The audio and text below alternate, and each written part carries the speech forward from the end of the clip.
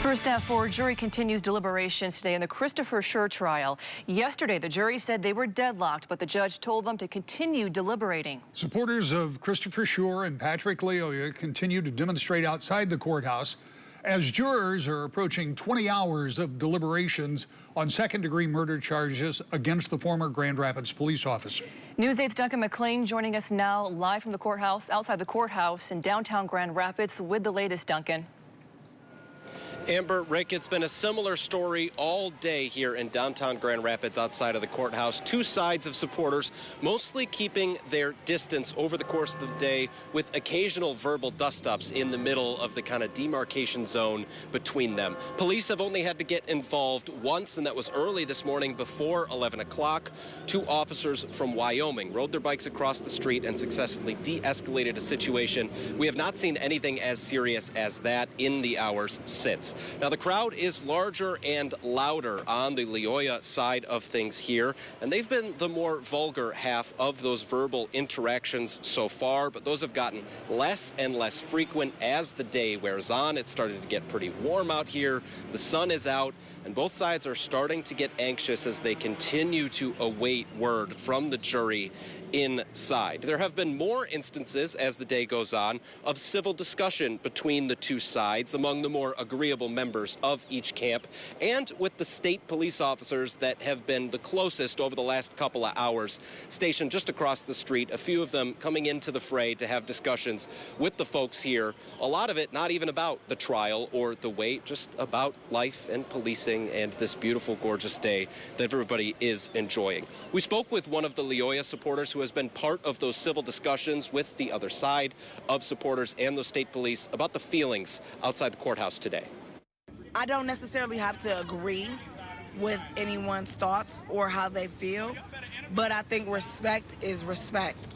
I think the main thing that we want to be very clear is that we just want a verdict at this point.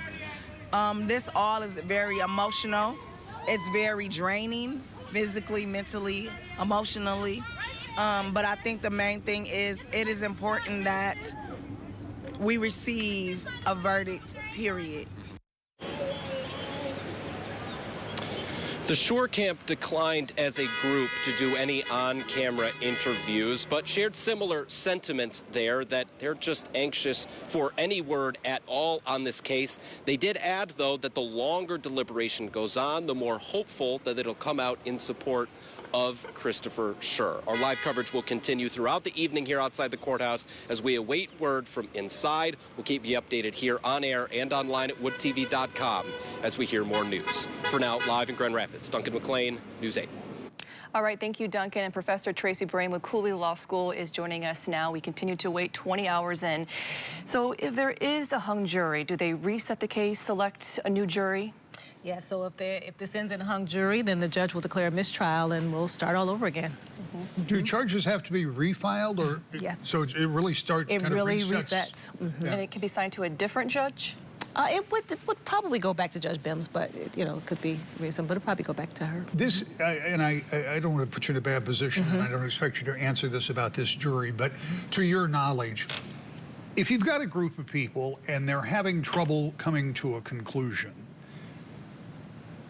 and people get entrenched in their ideas as the hours go on, what kind of pressure is it potentially? And we're not saying about this group because we have no idea. We've got people all over the courthouse and nobody knows what's going on in that jury room except the jury.